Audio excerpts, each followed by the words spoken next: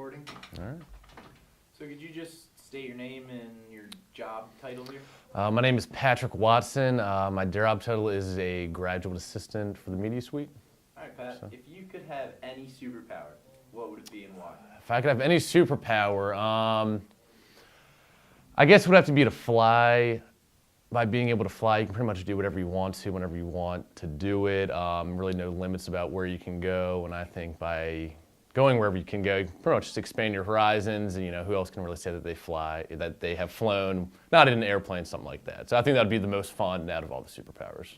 All right. What exactly do you do here at the Media Suite? At the Media Suite, my main job is just to oversee the daily operations. So from running out equipment to helping people with prints, also to helping students, faculty, and staff with any kind of media projects, anything to do with graphic design, video production, anything to do really with Photoshop, Premiere, iMovie, and then also the random technology questions that we get, from how to turn on computers to how to, print or download Adobe Flash, something like that. So pretty more of a I guess like a media advisor, you could say, so just kind of here to help out. How do you become a graduate assistant at the Media Suite? Really, you just apply. On the financial aid website, they have a list of all the open graduate assistantships. You will find the ones that you like, and then you will apply for them. Of course, you have to be accepted to the graduate program first. You have to have your recommendations, things like that. They're not just going to give you the job. But it's a pretty painless process. For myself, the Media Suite went in over the summer of 2011, and pretty much that whole summer I was back and forth with Dr. Jody Radosh about jobs, and it took me pretty much the whole summer to get the job, but I eventually did, and I'm very, very thankful that I got the job. Awesome. Someone else want to go? Yeah. All right, so what was your undergraduate degree in? My undergraduate degree I got from Alvernia COM was communications, my bachelor's in communications. I graduated in the spring of 2011. Okay. And then what is your graduate degree going to be in? It's going to be a graduate degree in my master's in business administration, and the, like how you have your little, what are they, like, emphases? It's, I think it's entrepreneurial leadership or economic leadership, something like that. But my degree for grad school is master's in business administration. And then do you have any idea what you want to do with your master's? I really haven't pinpointed a certain company or industry, being that the job market's still pretty tough, especially for recent grads. I'm going to keep a pretty open mind about it.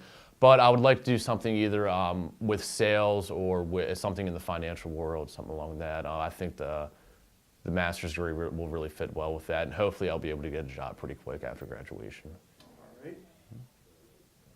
What was the toughest thing you had to do in the Media Suite so far? All right. I'm just going to keep looking at you, so I'm not looking at the camera. The toughest thing I had to do this past summer for the freshmen, they'd had their freshman, their orientation day of service, and our responsibility was to relate their day of service to the book Amazing Grace, which they read, or they were supposed to read over the summer by Jonathan Kozel. It was a really fun project. It was, we worked on it for about half the summer. Half the summer was setting it up, then the other half was actually going out that day and capturing pictures, coming back, dumping them into the movie, making all the changes we need to make, and then having it ready in a few hours for them to show the same night. Over the summer, we had the idea of putting some quotes in from the book, as well as some photographs from Mott Haven, the neighborhood in New York where the people went. Also the book, the neighborhood that they were talking about in the book. The toughest part is there were a lot of different people who were taking part in this project. So not only was it myself doing the editing, it was also the other GAs helping out, but the main idea came from the administration, the dean of students, and a couple other people. So what made this so tough was you had 5 different people looking at the same video, and everyone had 5 different ideas about how they thought the video should look. So for something that really shouldn't have taken that long, it took the majority of the summer because we had to make so many different changes. For example, we interviewed, I think, 10 or 15 different people throughout the summer for this video. In reality, I think we only used 2 of the interviews and only about 10 or 15-second clips from those interviews because everyone kept changing their minds throughout the entire summer. Now, I'm not saying it was a bad thing, but when you have so many people looking in on one project, it tends to be counterproductive. At the end, we really narrowed it down just talking to one person, which was nice. We showed her one more video and she liked it, so that was that. But I would say the freshman orientation day of service video was probably the toughest one to do. Okay. So. That date was on there. The dates that are on there are the ones for like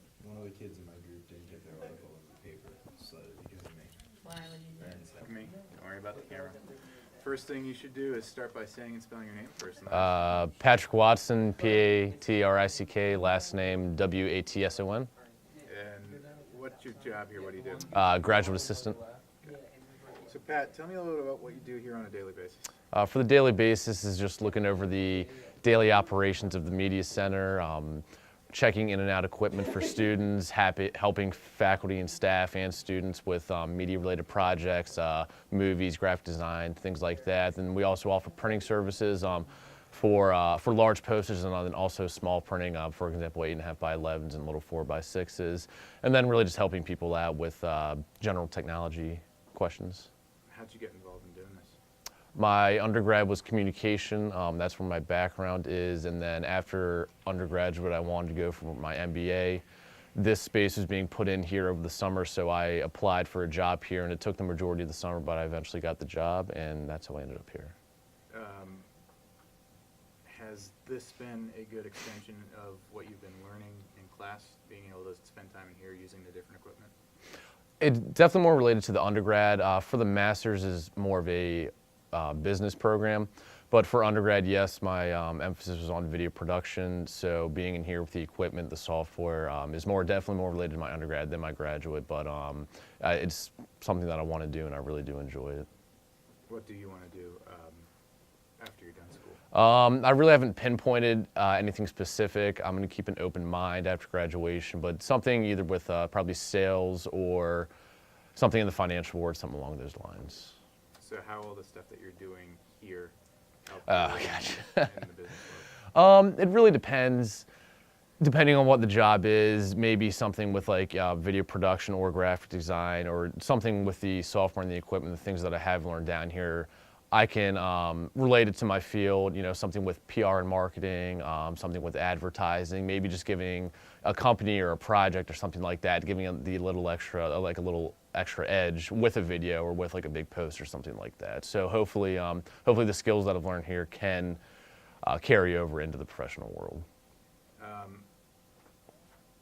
From what you learned as an undergrad to what you actually do working here on a daily basis, was there a learning curve coming into doing what you do here, or did you already know it all from class? There definitely was a learning curve. When I did my undergrad here for communications, we didn't have the space or the equipment or anything like that.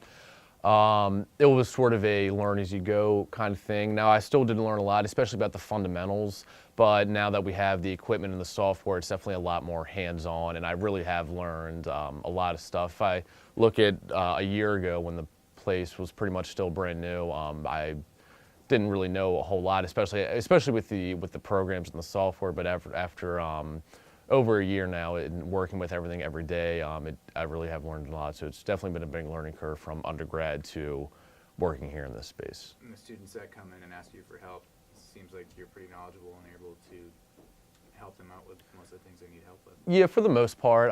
If there's anything that we can't do, Miro knows a lot. All the work studies are very knowledgeable. Also, the internet is also a good resource. But for the most part, we usually can help everyone out whenever they come in with really whatever questions that they have. So you won't be here forever. When you're done and you move on, what's your advice to someone that wants to be in your shoes down the road? My advice would be keep an open mind and also learn as much as you can. I would say myself, the work studies, and everyone who's worked down here, we've all learned a lot about programs, about software, about really what everything can do down here. So just keep an open mind and really just learn as much as possible while you're down here. Try to use as much of the equipment and as much of the software and the programs that you can to really reap the benefits of having a job down here. Anything else you want to say? I think that's it. Great.